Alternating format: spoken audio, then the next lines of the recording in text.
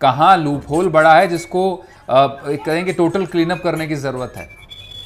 देखिए मनीष, ये तो जांच के बाद ही क्लियर तरीके से निकल करके आ पाएगा कि इसमें गड़बड़ी कहां पर हुई। हम्म। जहां से पेपर सेट किया गया वहां से गड़बड़ी हुई, यहाँ जहां से पेपर सेंटर तक पहुंचा, या जो ड्यूरेशन थी पेपर सेट करने से लेकर के पेपर को आगे पहुंचाने तक की, उस जी। ड्यूरेशन के अंदर ये लीकेज हुई। हम्म। तो ये बहुत एक अहम चीज है। अगर आप नीट के बारे में भी देखेंगे तो सुप्रीम कोर्ट ने बड़ा स्पष्ट कर दिया और स्पष्ट तरीके से एनटीए को बोला है कि आप इसके अंदर एक डिटेल इंक्वायरी कीजिए और एक इंडिपेंडेंट एजेंसी को जांच करने के लिए कहिए कि अगर किसी की भी गड़बड़ी है। सुप्रीम कोर्ट ने बड़ा क्लियर किया है कि 0.001% भी अगर किसी की मिस्टेक है तो आप आके बताइए और बताइए कि आप उनके खिलाफ क्या एक्शन लेने वाले हैं।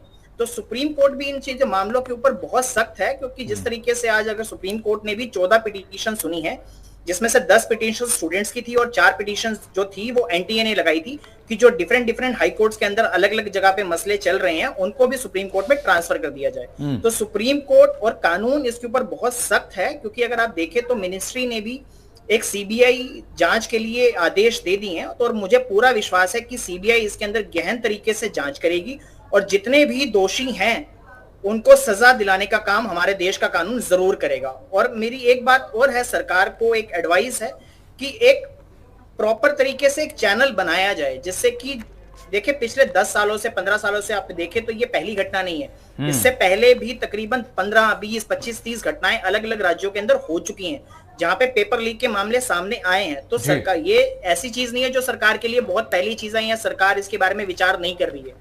तो सरकार को भी इसमें देर नहीं करनी चाहिए और सरकार को भी एक सख्त कानून बनाना चाहिए और उस कानून का पालन भी कराना चाहिए। क्योंकि देखें, अगर आप कानून बना ले, कानून तो है, तो अब तो 1 करोड़ रुपए तक का फाइन है, 5 साल तक की सजा है, इससे बड़ा क्या कानून होगा अब संजीव? नहीं, मैं वही राजस्थान में बहुत कड़क कानून है, देश में भी है। देखिए, सिर्फ कानून बनाने से और कानून का पालन करना दोनों अलग अलग चीजें। आप कानून बना लेते हैं और जो इन्वेस्टिगेटिंग एजेंसी अगर वो ढंग से इन्वेस्टिगेट ही नहीं करती है, तो जब कोर्ट में मामला आता है, एविडेंसेस की स्टेज आती है, तो जब लैक ऑफ एविडेंस के स्टेज पे जो एक्यूज है वो बरी हो जाता है।